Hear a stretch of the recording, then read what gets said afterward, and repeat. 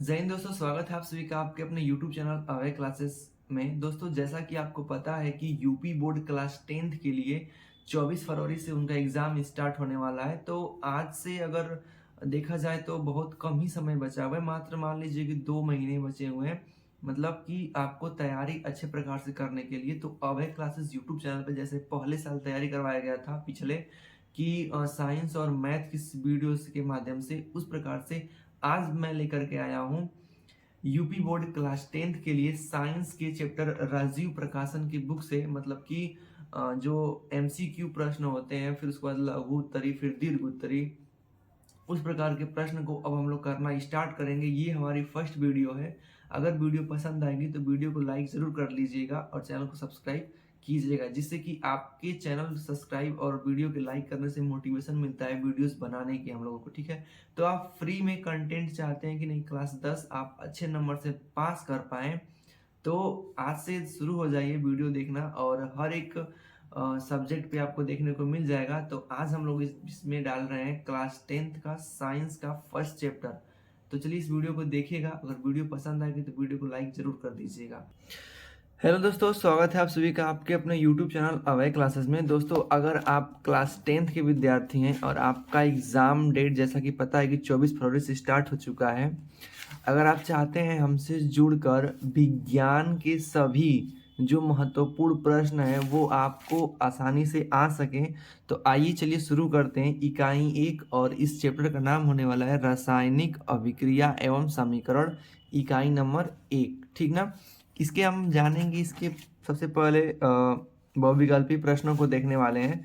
तो चलिए बहुविकल्पी प्रश्न यहाँ पे हम दिखाते हैं और हर एक प्रश्न को आपको बताते हुए चलते हैं। जैसे कि दिया गया है कि नीचे दी गई रासायनिक अभिक्रिया के संबंध में कौन सा कथन असत्य है। मतलब देखिए, अभी एक दे दिया गया है कि PbO plus C is equal to, यहाँ पे दिया गया है 2Pb प्लस CO2। इसमें से बताना है कि कौन सी अभिक्रिया हो रही है। तो यहाँ पे आपके विकल्प दिए गए हैं, देख सकते हैं। यहाँ पे आपको दिया गया है कि सीसा संचयित हो रहा है, कि कार्बन डाइऑक्साइड अपचयित हो रहा है, या कार्बन अपचयित हो रहा है, या लेड ऑक्साइड अपचयित हो रहा है। इसमें से आपको विकल्प दे दिए गए हैं। देखिए, विकल्प पहला और दूसरा सही है। मतलब यहाँ पे सीसा जो है अपचयित हो रहा है और कार्बन डाइऑक्साइड भी अपचयित हो रहा है। अगला एक रासायनिक अभिक्रिया लिखा है यहाँ पे कि Fe2O3 प्लस Al2, जो कि एरो दे दिया है और अभिक्रिया करके बनाया है Al2O3 प्लस 2Fe। पूछा है कि ऊपर किस प्रकार की अभिक्रिया है। तो विकल्प है कि संयोजन अभिक्रिया, द्विविस्थापन अभिक्रिया, या वियोजन अभिक्रिया, या फिर विस्थापित अभिक्रिया।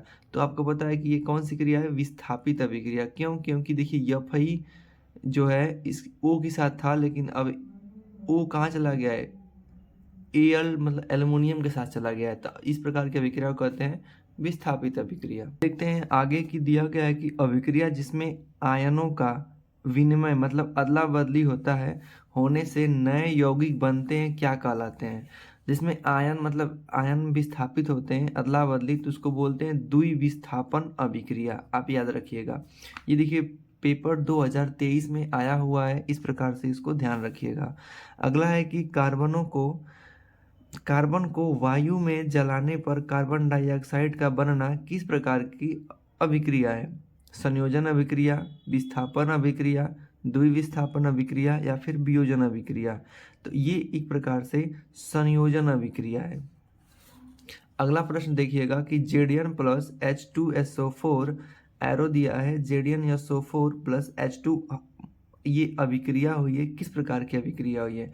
आप देख रहे हैं यहाँ जिंक का सल्फ्यूरिक अम्ल H2SO4 के साथ अभिक्रिया हुआ है, तो जिंक सल्फेट हो गया है। मतलब कि OSO4 Zn के पास चला गया है, मतलब विस्थापित हो गया है। तो कौन सी अभिक्रिया हुई है, विस्थापन की अभिक्रिया। आगे दिया हुआ है कि निम्न में से कौन सी एक दहन अभिक्रिया है।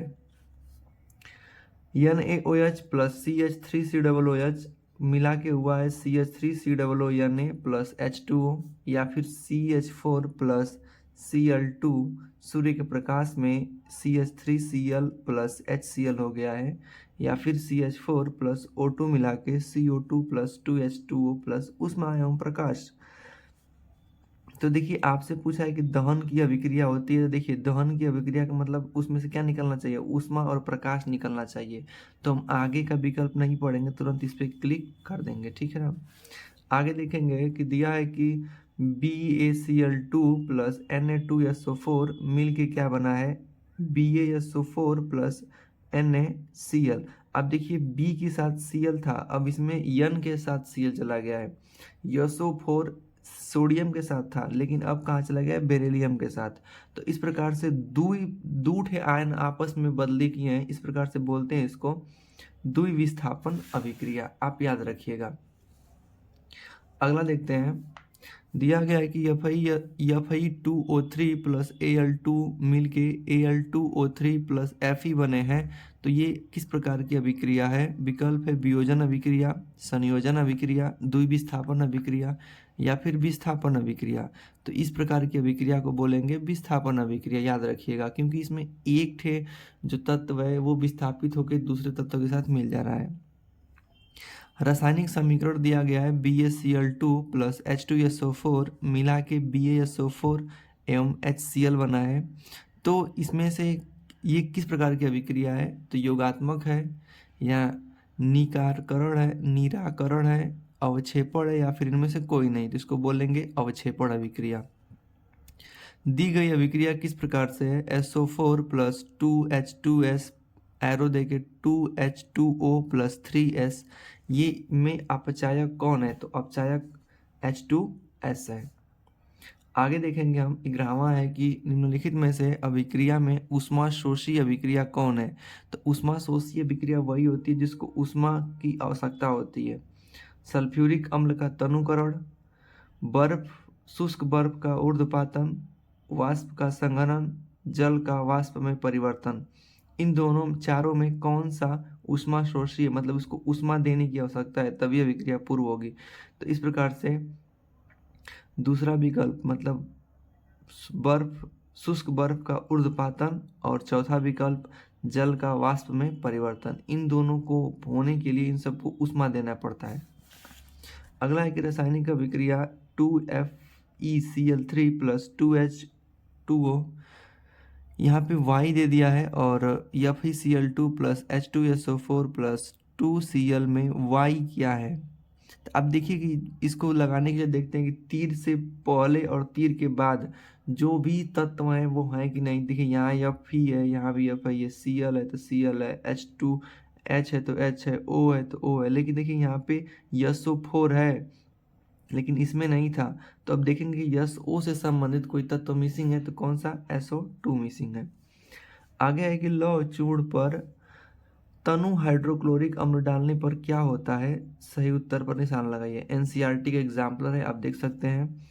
तो इसका विकल्प है कि हाइड्रोजन गैस एवं आयन क्लोराइड बनाता है, हाइड्रोजन गैस तथा आयरन क्लोराइड बनाता है, क्लोरीन गैस तथा आयरन हाइड्रोक्साइड बनाता है, कोई अभिक्रिया नहीं होती है, या फिर आयरन लवण व जल बनाता है। तो आपसे पूछ रहा है कि लोहे मतलब Fe पर अगर तनु हाइड्रोक्लोरिक HCl मिलाएंगे तो क्या बनेगा, तो हाइड्रोजन गैस बनेगा और आयरन क्लोराइड बनाएगा। निम्न में से कौन सी संयोजन अभिक्रिया है, आपसे पूछा है कि कौन सी संयोजन अभिक्रिया नहीं है, मतलब दो तत्व तो जुड़ के एगो नहीं बना रहे हैं, मतलब टूट रहे हैं। तो देखिए इस प्रकार में ना संयोजन अभिक्रिया में एकल उत्पाद बनता है। पहला विकल्प को छोड़ दें और सबको देखें तो इन दो को जोड़ के एक उत्पाद बना है, इन दोनों को जोड़ के एक उत्पाद, इन दोनों को जोड़ के एक उत्पाद बना है। अर्थात ये वाला जो है अभिक्रिया संयोजन का नहीं है, क्योंकि इधर भी दो उत्पाद हैं तो इधर भी दो ही बने, अभिकारक दो तो उत्पाद भी दो बने। इस प्रकार से इसको बोलेंगे कि ये संयोजन अभिक्रिया नहीं है। निम्न में कौन सी रासायनिक अभिक्रिया होगी, नहीं होगी। इन दोनों को जोड़ के ये बनाया है, इन दोनों को जोड़ के ये बनाया है, और इन दोनों को जोड़ के ये, और इन दोनों को जोड़ के ये बनाया है। तो आपको बता दें, जैसे ये जो होती है विस्थापन अभिक्रिया का उदाहरण दे दिया है, और किस आप समझे होंगे कि जो एक क्रियात्मक श्रेणी बनती है उनमें Al और Mg, कभी Al जो होगा Mg को विस्थापित नहीं कर सकता, इस प्रकार से ये विक्रिया संभव नहीं है। अगला है कि निम्नलिखित अभिक्रिया का उदाहरण है। ये एक अभिक्रिया रासायनिक समीकरण दे दिया है और पूछा है कि कौन सी अभिक्रिया हो रही है। अब देखिए एनसीईआरटी के प्रश्न है। NH3 प्लस O2 का अभिक्रिया करके NO प्लस H2O बनाए और ये किस प्रकार की अभिक्रिया है आपसे पूछा है।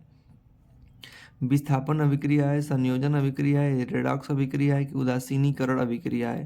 तो आप जानते हैं कि जब जैसे देखिए यहाँ पे NH3 था लेकिन यहाँ पे H अलग हो गया है, O इसके साथ जुड़ गया है, तो कुछ न कुछ विस्थापित हुआ है, तो बोल देंगे कि विस्थापन अभिक्रिया है। और आगे देखेंगे कुछ हुआ है क्या, संयोजन अभिक्रिया तो नहीं हो सकता है, रेडॉक्स की अभिक्रिया हो सकती है, ठीक ना। तो इस प्रकार से देख सकते हैं ऑक्सीजन जुड़ा है ना, तो हाँ, तो कह देंगे कि पहला और तीसरा हमारा सही विकल्प है। अगला है कि जंग का सूत्र क्या है। आप इसको मोस्ट इम्पॉर्टेंट मान लीजिएगा कि जंग का सूत्र आपसे जरूर पूछेगा कि जंग का सूत्र क्या है। तो जंग का सूत्र होता है Fe2O3 इंटू XH2O। विकल्प संख्या सी बिल्कुल सही उत्तर है। निम्नलिखित अभिक्रिया जो है CaCO3S और टूट के उष्मा दिया गया है, तो CaO प्लस CO2 में बदल गया है। तो ये किस प्रकार की अभिक्रिया है। तो आप देखिए यहाँ पे अभिकारक एक था लेकिन टूट करके दो टुकड़ों में बट गया है। तो जब दो टुकड़ों में बट जाता है तो इसको बोलते हैं अपघटन अभिक्रिया है, मतलब कि यहाँ पे टूटने वाला कार्य हुआ है। अगला देखते हैं कि रासायनिक अभिक्रिया CuSO4 प्लस Fe मिल करके जो बना है, तो Cu को मतलब कापर को ये आयरन विस्थापित कर दिया है ना, मतलब ये यहाँ पे चला गया है। आयरन अलग था लेकिन उत्पाद में कापर अलग हो गया है और कापर की जगह आयरन जाके बैठ गया है। तो इस प्रकार की अभिक्रिया को बोलते हैं विस्थापन अभिक्रिया, मतलब कोई तत्व हट करके वहाँ बैठ जाता है तो बोलते हैं विस्थापन अभिक्रिया।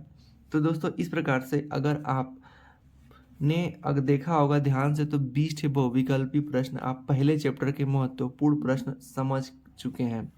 ऐसे ही आपको प्रतिदिन वीडियोस अगर चाहिए तो अभय क्लासेस यूट्यूब चैनल को सब्सक्राइब कर लीजिए और यहाँ पे आप अपने बोर्ड एग्ज़ाम क्लास 10th की तैयारी बिल्कुल आसान तरीके से और बिल्कुल मुफ्त में एकदम अच्छे परसेंटेज पा सकते हैं। दोस्तों अगर वीडियो पसंद आया तो वीडियो को लाइक कीजिएगा और कमेंट बॉक्स में बताइएगा कि अगला जो होगा वीडियो किस सब्जेक्ट पे चाहिए। और निरंतर आपको ये जितने भी चैप्टर हैं सब आपको वीडियो के माध्यम से फ्री कंटेंट के रूप में मिल जाएंगे, वो भी एक PDF में बना दूंगा। उसमें जाएंगे तो यूपी बोर्ड 2024 उसमें आपका मिल जाएगा साइंस के प्लेलिस्ट में, उसमें मैं इसको डाल दिया करूँगा। मिलते हैं नेक्स्ट वीडियो में। बहुत बहुत धन्यवाद। Thank you.